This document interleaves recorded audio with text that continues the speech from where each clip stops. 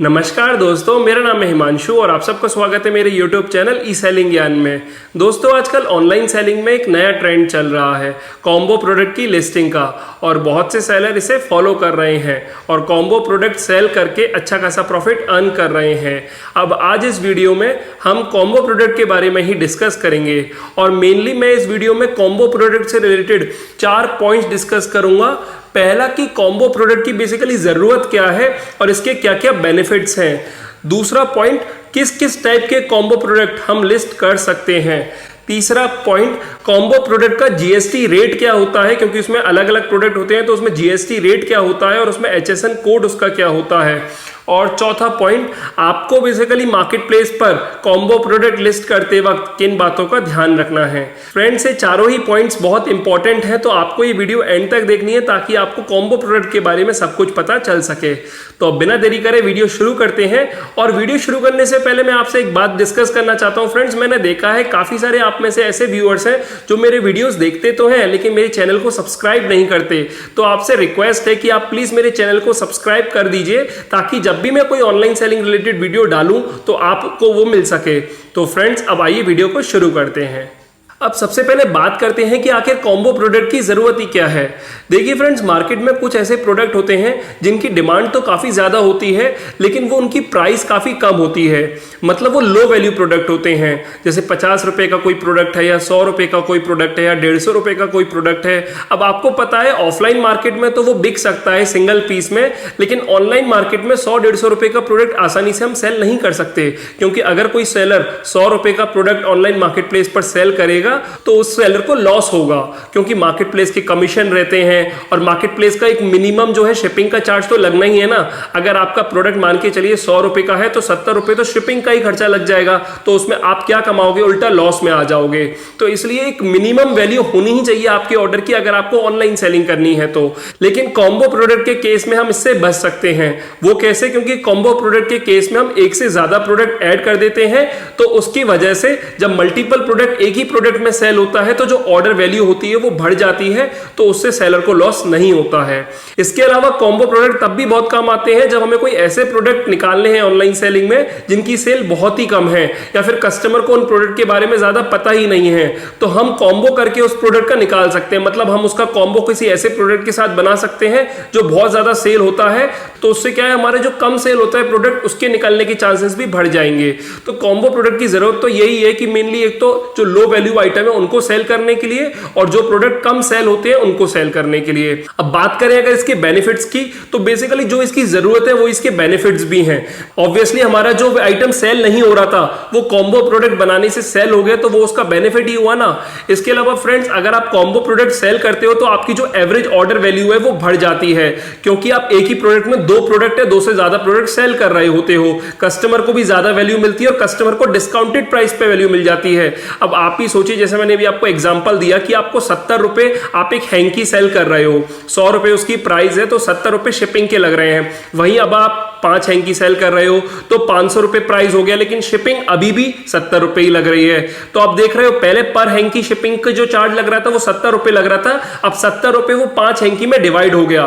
तो देख रहे हो आप कॉम्बो प्रोडक्ट में कैसे बेनिफिट होने वाला है। तो इससे क्या है, हम कस्टमर को भी डिस्काउंट दे सकते हैं प्रोडक्ट में और खुद भी ज्यादा अर्न कर सकते हैं। तो ओवरऑल कस्टमर को भी बेनिफिट है और हमें भी बेनिफिट है। इसके अलावा एक और जो मेजर बेनिफिट है कॉम्बो प्रोडक्ट का वो ये है कि जो कंपटीशन है इसमें कॉम्बो प्रोडक्ट में लेस हो जाता है। अब जैसे कोई मान के चलिए कोई एक सिंगल प्रोडक्ट है जो कि मल्टीपल सेलर सेल कर रहे हैं, अब किसी एक सेलर ने उस प्रोडक्ट के साथ कोई और प्रोडक्ट का कॉम्बो बना दिया और दूसरे प्रोडक्ट की भी डिमांड अच्छी खासी है मार्केट में, तो ऑब्वियसली जो कस्टमर होंगे उस सेलर के जो कॉम्बो प्रोडक्ट है उसको ज्यादा एडमायर करेंगे, उसको ज्यादा परचेज करेंगे। तो ऑब्वियसली वो कंपटीशन से बिल्कुल अलग हटके उसकी सेल ज्यादा हो जाएगी और उसके कॉम्पिटिटर की सेल कम हो जाएगी। तो कॉम्बो प्रोडक्ट के इस तरीके से काफी सारे बेनिफिट्स हैं।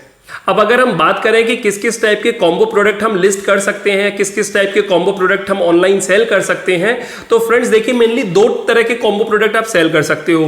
पहला तो आप किसी भी प्रोडक्ट का पैक ऑफ 4 या पैक ऑफ 2 या पैक ऑफ 3 करके बना दो। जैसे इस वक्त जो कॉम्बो प्रोडक्ट सबसे ज्यादा सेल हो रहा है वो हो रहा है pack of 5 mask, pack of 4 mask, pack of 10 mask, क्योंकि इस वक्त कोविड की वजह से सबसे ज्यादा मास्क की सेलिंग जो है वो बढ़ गई है।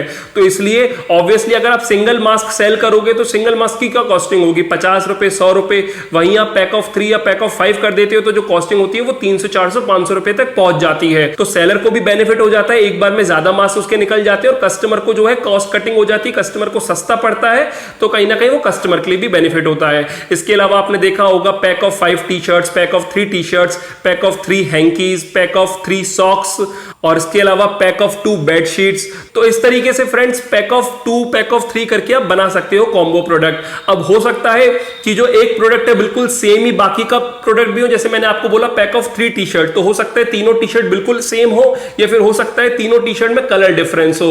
साइज डिफरेंस तो नहीं होगा लेकिन कलर डिफरेंस हो सकता है। तो इस तरीके से आप कॉम्बो प्रोडक्ट जो है वो क्रिएट कर सकते हो।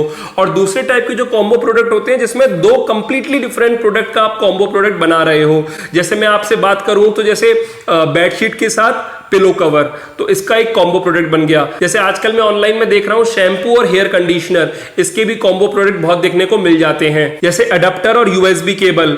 और फ्रेंड्स कॉम्बो प्रोडक्ट का मतलब यही नहीं कि सिर्फ 2 ही प्रोडक्ट का कॉम्बो होगा, मल्टीपल प्रोडक्ट का भी आप कॉम्बो बना सकते हो, 3 प्रोडक्ट का, 4 प्रोडक्ट का। जैसे अगर आपको कोई एक प्रॉपर किट देनी है, कॉस्मेटिक प्रोडक्ट रिलेटेड किट, तो हो सकता है उसमें 5-6 प्रोडक्ट हो, या फिर जैसे फर्स्ट एड किट है उसमें 4-5 प्रोडक्ट हो, तो पूरी किट भी वो एक कॉम्बो प्रोडक्ट की तरह ही काम करती है। तो बेसिकली इन 2 टाइप के कॉम्बो प्रोडक्ट ही आप लिस्ट कर सकते हो, एक तो पैक ऑफ वाले प्रोडक्ट और एक 2 कंप्लीटली डिफरेंट प्रोडक्ट का कॉम्बो प्रोडक्ट। अब नेक्स्ट बात करते हैं कॉम्बो प्रोडक्ट के जीएसटी रेट की और एचएसएन कोड की। अक्सर सेलर मुझसे कमेंट में पूछते हैं कि सर हम जो कॉम्बो प्रोडक्ट लिस्ट कर रहे हैं लेकिन 2 प्रोडक्ट जो हैं उनके अलग अलग जीएसटी रेट है और एचएसएन कोड है, तो उस केस में हम क्या जीएसटी रेट डालें और क्या एचएसएन कोड डालें, ये समझ नहीं आ रहा। तो देखिए फ्रेंड्स, मैंने भी इसमें काफी ज्यादा ऑनलाइन सर्च किया तो मुझे कुछ वेबसाइट पर मिला इसके बारे में। मैं उसका लिंक वीडियो के डिस्क्रिप्शन में दे रहा हूं, आप भी एक बार जाके चेक कर सकते हैं। मैं आपको बता देता हूं, अगर आप 3-4 प्रोडक्ट का मिलाकर कॉम्बो प्रोडक्ट बना रहे हो तो जिस प्रोडक्ट का जीएसटी रेट ज्यादा होगा वही पूरे कॉम्बो प्रोडक्ट पर भी जीएसटी रेट एप्लीकेबल होगा, और इसी तरीके से उसी का एचएसएन कोड भी एप्लीकेबल होगा। इस केस में आप ये समझ लीजिए, अगर आप कोई ऐसा कॉम्बो प्रोडक्ट बना रहे हो जिसमें एक प्रोडक्ट 5% जीएसटी पे, एक प्रोडक्ट 12% जीएसटी पे और एक प्रोडक्ट 18% जीएसटी पे है, तो पूरे जो कॉम्बो है उस पर 18% जीएसटी रेट ही एप्लीकेबल होगा और उसी का एचएसएन कोड भी एप्लीकेबल होगा। और अगर हम बात करें कि आपको अमेजन, फ्लिपकार्ट जैसे मार्केट प्लेस पर कॉम्बो प्रोडक्ट लिस्ट करते वक्त किन बातों का ध्यान रखना है, तो फ्रेंड्स देखिए, एक बात को आप ध्यान रखिए कि आप कभी भी मार्केट प्लेस पर 2 डिफरेंट ब्रांड के प्रोडक्ट का कॉम्बो प्रोडक्ट नहीं बना सकते। आप सेम ब्रांड के प्रोडक्ट का ही कॉम्बो प्रोडक्ट बना सकते हो। अगर ए ब्रांड का कोई प्रोडक्ट है और बी ब्रांड का प्रोडक्ट है तो उसका कॉम्बो प्रोडक्ट आप नहीं बना सकते, आपको इस बात का ध्यान रखना है। और अमेजन में तो जैसे अगर आप सेम ब्रांड का भी कॉम्बो प्रोडक्ट बना रहे हो तो उस केस में अगर आपके पास उसका प्रोडक्ट कोड है, मतलब दोनों पूरे कॉम्बो प्रोडक्ट का प्रोडक्ट कोड है, तब तो आप उसमें एंटर कर दीजिए, वरना आपको उस केस में GTIN एग्जेम्पशन लेना पड़ेगा। और अगर आप किसी 2 डिफरेंट टाइप के प्रोडक्ट को जोड़कर कॉम्बो प्रोडक्ट बना रहे हो तो उस केस में हमेशा ध्यान रखना आपको ऐसा ही कॉम्बो प्रोडक्ट बनाना है। अगर आपको लगता है कि अगर कस्टमर एक्स प्रोडक्ट खरीदने के लिए आता है तो हो सकता है उसे बाई की भी डिमांड हो, मतलब अगर ऐसा हो तभी आपको कॉम्बो प्रोडक्ट बना रहा है। कोई भी 2 अलग अलग बिल्कुल ही डिफरेंट कैटेगरी के प्रोडक्ट का कॉम्बो प्रोडक्ट मत बनाना, उससे कोई बेनिफिट नहीं होने वाला है। आपने देखा होगा जैसे कभी कभी आप अमेजन या फ्लिपकार्ट पर शॉपिंग करते हो तो अमेजन और फ्लिपकार्ट की एल्गोरिथम आपको सजेस्ट कर देते हैं कि ये प्रोडक्ट आप खरीद रहे हो तो ये भी खरीद लो, तो कहीं ना कहीं उनकी एल्गोरिथम भी आइडेंटिफाई कर रही है कि इसके साथ क्या कॉम्बो बन सकता है। तो अगर आपके पास वो दोनों प्रोडक्ट है तो उन दोनों ही प्रोडक्ट का आप कॉम्बो बना सकते हो।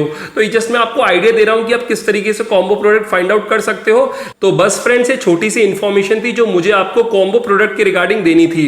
उम्मीद करता हूं आपको समझ में आ गया होगा। कोई डाउट हो कॉम्बो प्रोडक्ट रिगार्डिंग तो आप मुझे कमेंट्स में पूछ सकते हैं। वीडियो अच्छी लगी और हेल्पफुल रही हो तो इस वीडियो को लाइक कर दीजिएगा। अगर आपको लगता है वीडियो किसी और के लिए भी हेल्पफुल हो सकती है तो उसके साथ ही वीडियो जरूर शेयर कीजिएगा। और अगर आप मेरे चैनल पर नए हो और पहली बार आए हो तो इस चैनल को सब्सक्राइब कर दीजिएगा, क्योंकि मैं ऐसी ही ऑनलाइन सेलिंग से जुड़ी वीडियोस अपने चैनल पर लाता रहता हूं। फिलहाल अभी के लिए मैं चलता हूं। Thank you.